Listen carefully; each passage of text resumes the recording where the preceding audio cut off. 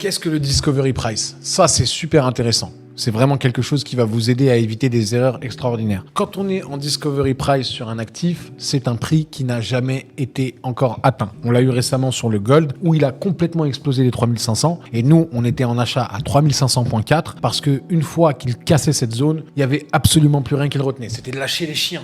C'est parti. Le dernier ATH était à 3500. Si on clôture une bougie bien claire, bien propre, en HTF, c'est-à-dire en haute time frame, haute unité de temps, au-dessus des 3500, c'est au revoir tout le monde, les vendeurs dans les choux, et on part pour la ruée vers l'or. Sors ta pioche cow-boy. Et donc, à ce moment-là, on se demande tous, mais où est-ce que ça va s'arrêter? Donc, il y a des niveaux pivots institutionnels, comme les 3565, 3570, et on les a quand même explosés, et on est allé jusqu'aux 3580. Ce qu'on fait, nous, c'est pas de prédire, c'est pas de se dire ça peut, c'est de chercher le maximum de confirmation pour être le plus en sécurité. Warren Buffett dit un bon trader, c'est un trader qui ne perd pas de capital. Dans ce cas-là, on est tous explosés au sol parce qu'on s'est tous déjà fait éclater. Mais pour moi, un bon trader, c'est un trader qui apprend de ses erreurs et qui continue sans pour autant s'acharner. C'est deux choses différentes. La persévérance et l'acharnement, ça n'a rien à voir. L'acharnement, c'est limite du harcèlement. Et je peux vous dire que le graphique, il aime pas ça. Il aime pas se faire harceler le graphique. Parce que si tu l'harcèles, il t'envoie une mandale dans la gueule. Par contre, si tu persévères, je peux te dire qu'il peut être de ton côté. Et donc, pour revenir à nos sujets, quand on est en Discovery Price, la meilleure chose à faire, c'est rien du tout. Soit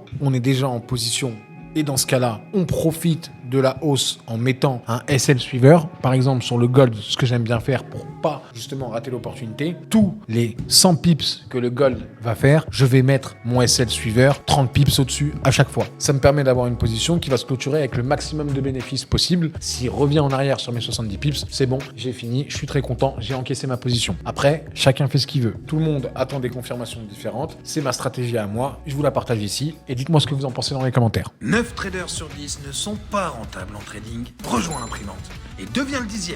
Avec nous, seul contre eux.